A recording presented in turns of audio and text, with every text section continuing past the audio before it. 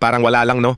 Actually, as you can see in my wall photos, there is Bible right in there. It is because the first phase of my blogs were Bible-related topics on the course of letting go wrong doctrines. As of now, I have 3 accounts on this field. This is my homepage. The other is dobeat.tv and dobeat handyman.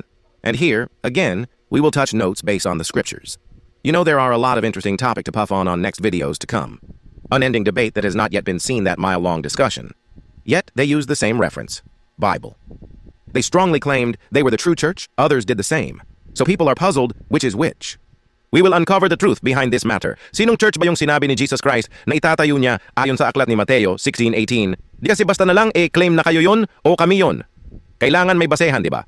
Kaya nararapat na, kahit ulit umitin ko, di ako magsasawang balik-balikan ng mga topic na yon. Pero, syempre sa ibang paraan naman para di magiging copyright.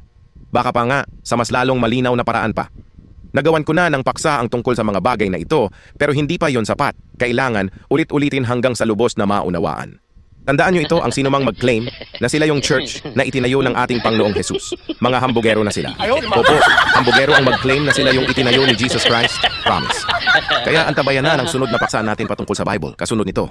Ang paksa na sino kaya yung church na yon na sinabi ng ating Panginoong Jesus sa Mateo 16:18. Again, this is Jovit speaking on the other side of our blogging perspective.